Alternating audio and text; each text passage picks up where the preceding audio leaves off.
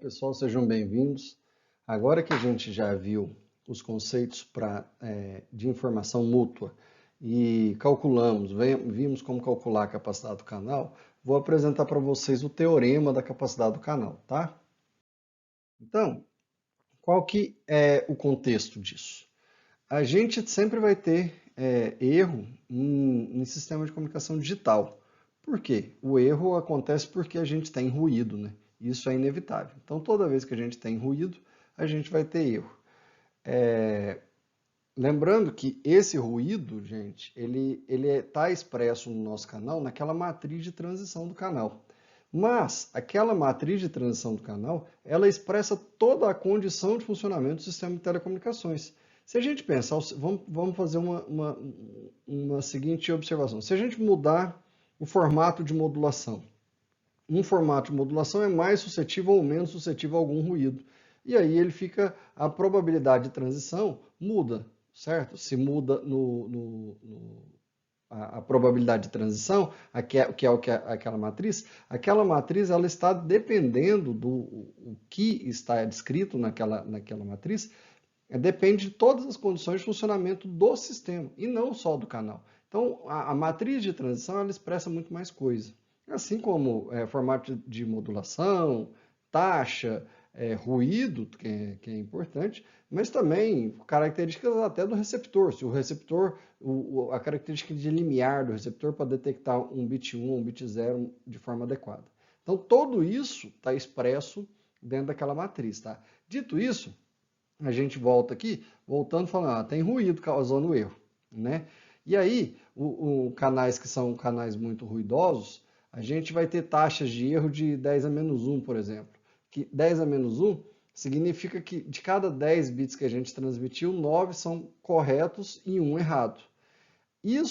Essa taxa de 10 a menos 1, ela é aceitável para algumas pouquíssimas aplicações. Mas na maioria das aplicações a gente vai precisar de taxas de erro menores. Por exemplo, uma taxa de erro de 10 a menos 6, que é bem usual em sistemas móveis, sistemas de comunicações móveis. Para melhorar, para sair de uma taxa de erro de 10 a menos 1 até 10 a menos 3, o que pode ser feito é um esquema de codificação do canal. O que é um esquema de codificação do canal? A gente sabe que vai acontecer erro. E aí a gente insere redundâncias naquela mensagem, e aquela mensagem com redundâncias, a hora que chega lá no receptor, a gente consegue fazer algumas contas e extrair a informação e corrigir o erro de forma adequada. Ou seja, com esses códigos corretores de erros aqui, o que a gente faz na prática? Vamos supor que a gente tem um código corretor de erro que é 74. Vocês vão entender melhor isso na próxima parte do curso. Mas um código corretor 74, ele tem uma mensagem, por exemplo, uma mensagem aqui que ela tinha 4 bits, ela é codificada, essa mensagem vira um código, para um código com 7 bits. E aí isso aqui, por exemplo, ficaria 10, 10 com 0, 0, 1. E esses 3 últimos bits aqui, a gente pode encarar como a redundância que é colocada, que a hora que o receptor chega lá, ele analisa esse conjunto aqui, ó, todos esses bits, e a partir dele ele consegue extrair de novo a mensagem original, que era 10, 10, corrigindo um erro eventual que, por exemplo, poderia ter acontecido aqui nesse quarto bit, por exemplo. Certo? Então, essa é a ideia de fazer a codificação do canal. A gente vai inserir redundância para corrigir erro. Tá? Então, qual que é o objetivo disso? A gente quer aumentar a robustez de um sistema de comunicação na presença de ruído. Como funciona? É a inserção de redundâncias, né, de uma sequência binária, por um codificador do canal antes da transmissão. Antes da transmissão, a gente insere redundância. E aí, lá na recepção, um decodificador verifica a sequência e com o auxílio da redundância que foi colocada, né, ele detecta ou até mesmo corrige o erro, certo? Esse é um esquema de um sistema de codificação que tem um codificador de canal ou um código corretor de erro. Essa fonte ela gera uma sequência de bits, ou uma mensagem, né? Essa mensagem é codificada pelo codificador da fonte. Então aqui, ó, aqui entre esses dois bloquinhos tem o codificador da fonte, e esse codificador ele converte mensagens numa sequência binária, por exemplo. E aí, esse codificador do canal insere redundâncias. Esse 1010 aqui, ó, ele vira o 1010.001, por exemplo, com 3 bits de redundância. Isso aqui é o que a gente chama de codificação do canal. Aí, no canal, o ruído vai agir. E aí, a mensagem que chegou aqui, por exemplo, pode ter um bit corrompido. Como, por exemplo, aqui nesse caso, o quarto bit aqui foi corrompido e mudou. O decodificador do canal, ele vai pegar essa mensagem e vai fazer algumas contas, né? Utilizar essas informações de redundância aqui. E aí, a gente vai ver isso com calma na terceira parte do curso, viu, gente? O terceiro módulo de CD2 é codificação. E aí, extraindo isso aqui, ele volta a mensagem para a mensagem de interesse. E aí, essa mensagem aqui, ela é decodificada na fonte, né, para virar de novo a mensagem M, que é o de interesse de fato para o sistema de transmissão. Então, a fidelidade entre a sequência decodificada no receptor e a sequência originalmente transmitida influencia a probabilidade de erro final. E esse resultado vai depender do código que a gente está usando. Por código aqui, é isso que esse código, essa codificação aqui, é a característica de redundância que a gente vai colocar. Então aqui não é mais a codificação da fonte, a gente está falando de codificação do canal. Quais são as características de redundância? E é intuitivo a gente pensar, né, que quanto maior for a capacidade de correção do código, ou seja, esse código aqui consegue corrigir 1 bit, 2 bits, qual que maior for a capacidade de correção do código, maior deve ser a quantidade de redundância que a gente vai colocar. Por exemplo, um codificador de repetição, ele só repete a mesma mensagem. Por exemplo, se a gente vai mandar um bit 1, esse codificador de repetição pega o bit 1 e repete ele 5 vezes. E aí a gente manda 5 bits 1. Isso significa falar que a gente está mandando 4 redundâncias, a gente está repetindo a mensagem, mas é um codificador de repetição que inseriu muita redundância. A gente quintuplicou o tamanho da mensagem, né? E quanto mais redundância a gente colocar, mais redundância for introduzida, maior vai ser a complexidade de decodificação. Então, se a gente colocar muito bit ali, for uma conta muito complexa, o decodificador vai ser bem complexo. Então, chegamos nesse ponto aqui, ó, que a gente tem que fazer uma pergunta. Será que existe um esquema de codificação de canal eficiente ou suficiente para tornar a probabilidade de erro de bit arbitrariamente baixa, sem que a quantidade de redundância seja muito alta? Eu já falei para vocês, para a gente ter um erro, não ter erro, a gente tem que colocar muita redundância. Mas existe um meio termo ali, um negócio que vai dar um erro baixo para a gente, sem colocar muita redundância? Sim, o Shannon respondeu isso com o teorema da codificação do canal. Então, o teorema da codificação do canal veio para responder, falar, olha, existe sim a possibilidade. Se vocês colocarem um tanto de redundância adequado, a gente vai chegar numa taxa de erro arbitrariamente baixa, mesmo num canal ruidoso. Tá? Então, por quê? Vamos chegar na conclusão que o Shannon teve. Até agora, toda a análise que a gente fez, a gente desconsiderou a variável tempo. A gente nunca falou que a nossa fonte emitia símbolos, ela não emitia símbolos por segundo. O nosso canal, a gente analisou ele em termos de uso do canal. A gente não analisou o uso do canal por segundo. Então, a gente, em nenhum momento, considerou tempo. A partir de agora, nós vamos entrar com tempo na história. E aí, a gente vai admitir que a fonte ela emite símbolos a cada TS segundos. Esse TS segundos é a taxa de símbolos da fonte. Então, se a fonte ela tem que ser codificada no mínimo com a entropia, então a entropia é o número de bits em média que ela emite por transmissão, né, por símbolo. H de S por TS significa a quantidade de bits por segundo que sai daquela fonte, certo? Por outro lado, agora se a gente pensar no canal, o canal C era a capacidade do canal por uso do canal, em bits por uso do canal, né? Então a gente podia, a capacidade do canal estamos usando o canal. Então o canal pode aceita até C bits, né? Para aquele uso. Vamos supor que o canal ele vai ser utilizado por TC segundos. Ou seja, agora o uso do canal ele tem uma duração específica. Se a gente pegar o C e dividir por TC, a gente vai ter qual que é a capacidade do canal em bits por segundo. Ou seja, qual que é a máxima taxa de transferência de informação em bits por segundo que o canal suporta, tá? Então, o segundo teorema de Shannon usa essas duas propriedades. Vou ler ele aqui para vocês. Suponha uma fonte discreta sem memória que ela tem um alfabeto S. E a entropia dela é H de S bits por símbolo de fonte. E ela produz um símbolo a cada TS segundos.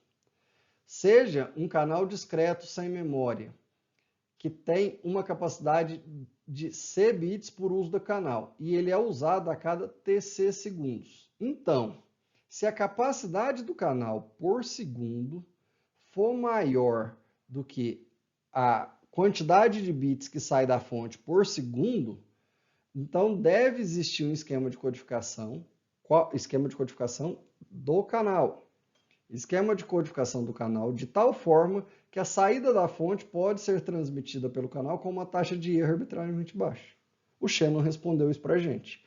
Ele fala o seguinte: se a entropia é por segundo, a quantidade de bits por segundo que sai da fonte é menor que a capacidade do canal em bits por segundo, então existe um esquema de codificação do canal que insere redundâncias que vai dar para a gente uma taxa de erro arbitrariamente baixa. Isso parece intuitivo a gente pensar hoje, né? É fácil a gente pensar, mas se a gente está jogando menos bit que o canal, que a capacidade do canal, então funcionaria? O canal tem que funcionar?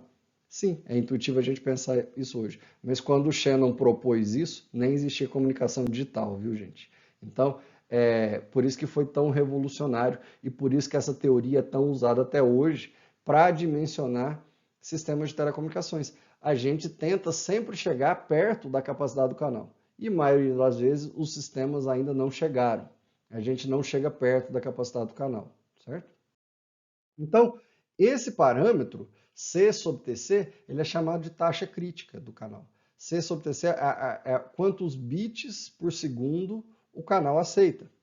Essa desigualdade fala que o C sobre TC tem que ser maior do que H de S sobre TS. Só que se o contrário acontecer, que é o caso se a fonte emite mais bits por segundo do que a capacidade do canal por segundo, então não é possível transmitir uma informação pelo canal com taxa de erro arbitrariamente baixa. Isso aqui é o contrário do teorema que estava no slide anterior, certo? Então, duas considerações que a gente tem que pensar sobre esse teorema. Ele determina a capacidade do canal como um limite fundamental sobre qual a taxa de transmissão tem que ser realizada. Ou seja, ele fala, essa capacidade do canal é o limite que a gente tem. Esse é o limite fundamental. Beleza.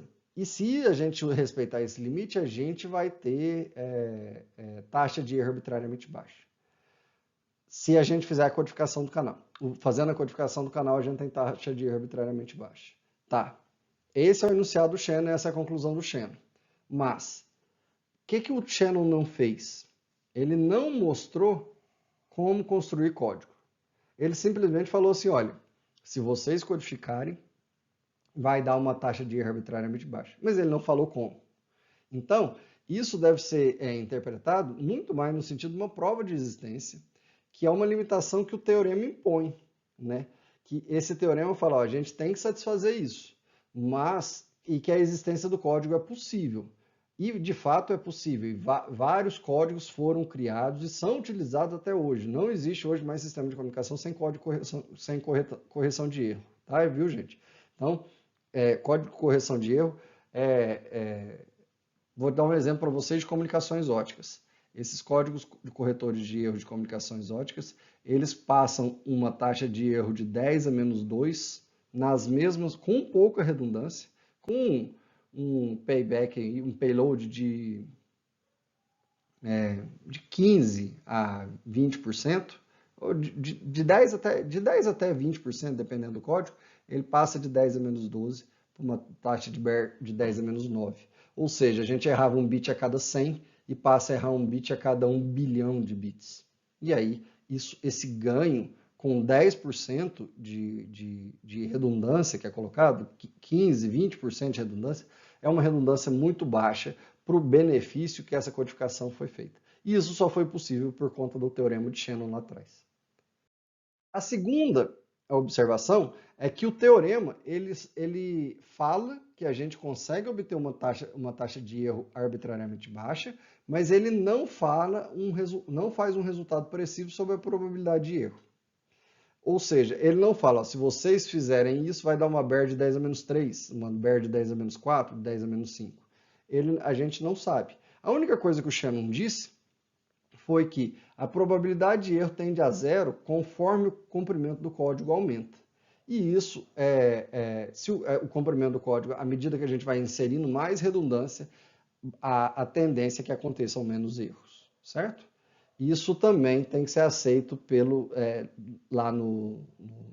teorema, que se a gente colocar muito mais redundância, aquele TC lá a capacidade do canal fica limitada, porque a gente vai colocar mais bits dentro do mesmo período, né?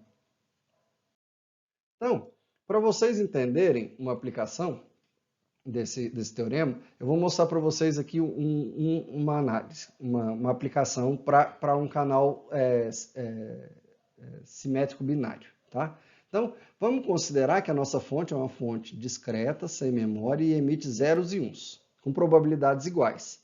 Se eles têm probabilidades iguais, significa que a entropia dessa fonte é 1, certo? A gente já viu isso.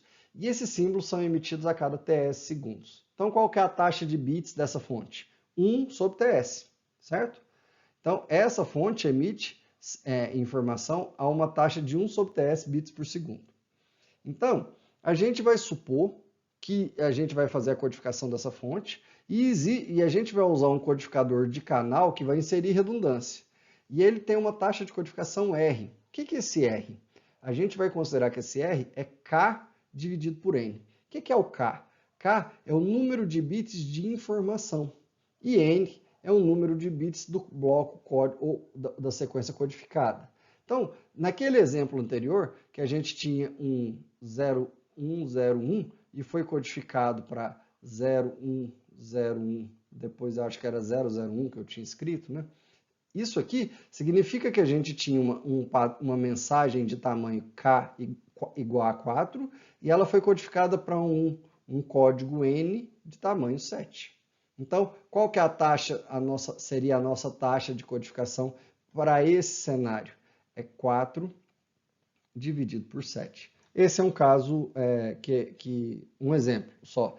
Na verdade, os códigos que são usados em sistemas práticos são códigos muito maiores. Se vocês quiserem procurar, os códigos corretores de erros mais usados são os códigos Reed-Solomon. Deixa eu escrever aqui, ó, Reed-Solomon. Esses códigos são os FECs, né? Os Forward Error Correctors, os corretores de erro avançados, né? O Forward, que estão lá na frente. Esses FECs, eles normalmente... Um FEC que eu dei exemplo para vocês, falando ali atrás, de 10 a menos 2 para 10 a menos 9, é um FEC que ele é 219 para 235. Ou seja, ele coloca 16 bits de redundância num bloco de 235 final, certo? Que dá até menos que 10%, né, gente? Eu pensei errado.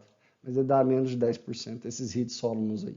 Existem vários hits Solomons diferentes. Tem o 225, 235, 225, 255. Ah, isso aqui não é 235 não, isso aqui é 255. 219, 255. Por isso que dá mais de 10%. É verdade, eu fiz a conta errada. Então o bloco total é 255 e ele insere 36 bits de redundância. Aí por isso que dá mais de 10%. Eu confundi, mas agora relembrei, tá? Aí tem o 225, 255 e assim por diante, tá? Existem vários desses hits Solomons e cada um tem uma característica e um desempenho diferente. Esses são os usados em comunicações óticas, por isso que eu sei, são os FECs soft e hard que tem nos transponders óticos.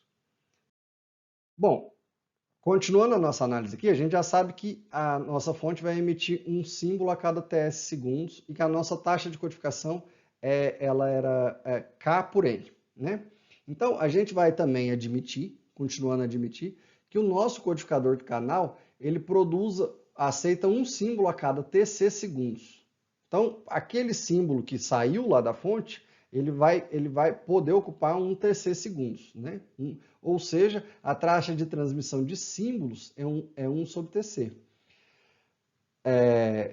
E de acordo com o teorema da capacidade do canal, o que a gente vai ter? Que 1 sobre TS, né, que é a entropia da fonte por segundo, bits por segundo que sai da fonte, tem que ser menor que a capacidade do canal sobre TC, certo? Se a gente passar o TC para o outro lado, né, se isso aqui for respeitado, né, gente, a gente vai ter uma probabilidade de erro arbitrariamente baixa e um esquema de codificação de controle de erro pode ser usado.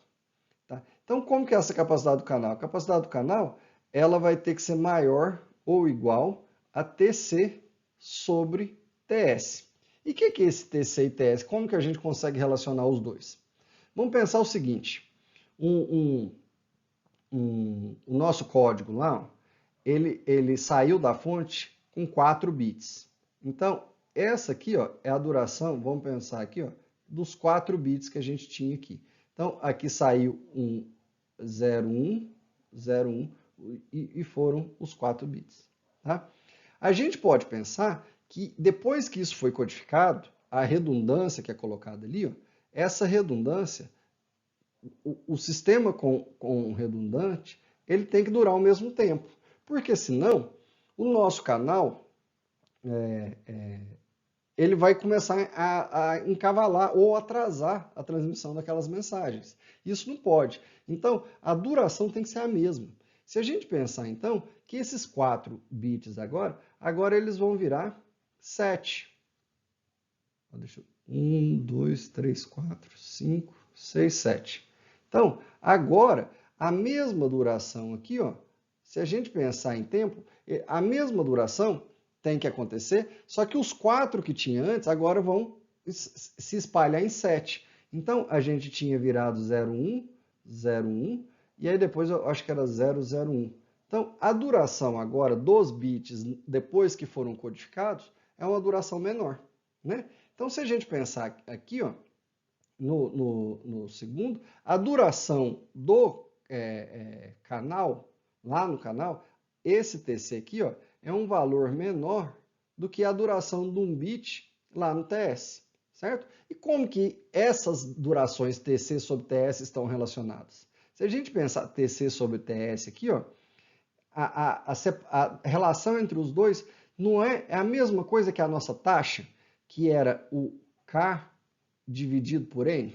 Então, essa duração desse TC, a duração de um bit no canal e a duração de um bit lá na fonte, elas não estão relacionadas pela taxa, que é K sobre N. Lembrando que, no nosso caso aqui, ó, K sobre N era 4 sobre 7. Né? Deixa eu escrever aqui, ruim, apagar. Escrever de novo para vocês aqui, ó, no lugar certo. Certo? Então, essa é a ideia. A gente pode falar que TC sobre TS é a mesma coisa que a taxa é R, K sobre N. Então, o que tem que acontecer é que se a gente pensar que R é igual a TC sobre TS, a gente tem que a capacidade do canal tem que ser maior que a taxa, né, a taxa de codificação. Ou seja, se isso aqui acontecer, deve existir um código capaz para permitir uma taxa de transmissão, uma codificação de canal, um código para codificação de canal, deve existir ele, que permite uma taxa de transmissão de erro baixa, do jeito que a gente quer, né? Vamos ver um exemplo aqui que eu trouxe para vocês entenderem. Suponha, a gente tem um canal binário simétrico, que a entrada é equiprovável e a probabilidade de transição, ou a probabilidade de erro, é igual a 0,1. O que é esse 0,1? A probabilidade era um canal binário, né, que tinha duas possíveis saídas, x1 e x0, e as duas possíveis chegadas, y0 e y1. E aí, essa probabilidade de continuar não errando, isso aqui era 0,9, e essa probabilidade de acontecer mudança, acontecer um erro, ela é 0,1. Como ele é simétrico, para o verde também, para o outro caminho, né, aqui também vai ser 0,9 e aqui também 0,1. Esse é o caso, essas são as probabilidades de transição. Então, o que está passando para a gente é que aqui é a matriz do canal. Qual deve ser, então, o maior número de bits de informação para cada bloco de 7 bits? Ou seja, o que ele está perguntando para a gente? Ele está perguntando qual que é o número de bits de informação. A gente não tinha a taxa de codificação R, que era K sobre N. Esse K aqui, ó, é a informação. Que letrinha feia, né, gente? Mas para cada bloco de 7 bits. O que são esses 7 bits aqui, ó? Esse aqui é o 7, que é o código. É um código de 7 bits, que é o que vai ser de fato transmitido lá na frente. Tá? Então, qual que é essa pergunta? A gente tem que saber que C é maior ou igual a R. E aí a gente tem que calcular o C. Como que calcula o C para um canal binário simétrico? A gente viu no último vídeo, né? Então, o C, quando a gente viu lá atrás, no último vídeo, ele é 1 menos a função H, que é uma função matemática H, que depende do parâmetro de entrada dela na probabilidade de transição. E a probabilidade, vocês lembram dessa função H? Está escrita aqui, ó. A probabilidade de transição era 0,1, né? Então, calculando isso aqui, ó, jogando o valor de 0,1 aqui, esse com log 2 para baixo aqui, é um artifício, né, para a gente usar o log na base 10 para calcular o log na base 2, né? E isso vocês já sabem, vocês já estão tranquilos de saber, principalmente para quem usa a calculadora Cássio, né, que não tem, só tem o log em algumas bases, né, o log na base N, na base E, né? Mas a gente acha uma capacidade de 0,531. E a capacidade tem que ser maior que K sobre N. Ou seja, e a gente quer descobrir o K ele fala tem que ser menor ou igual a N vezes C. E o N era 7. 7 vezes 0,531 deu 3,72. Como isso aqui tem que ser menor e tem que ser um número inteiro, porque a gente não tem um número de bits quebrado, né? O número de bits tem que ser inteiro, a gente arredonda isso aqui para baixo. Arredondando para baixo, deu um tamanho de mensagem 3. Então, a gente teria que codificar 3 bits para 7 bits para ter um esquema de codificação que desse uma taxa arbitrariamente baixa com essa condição de ruído, certo? Bom, gente, vou encerrar esse vídeo por aqui. No próximo vídeo, a gente vai ver o terceiro teorema do Shannon, que é o teorema da capacidade de informação, que já entra o aspecto de relação sinal do ruído e largura de banda na nossa análise. Um abraço e até lá!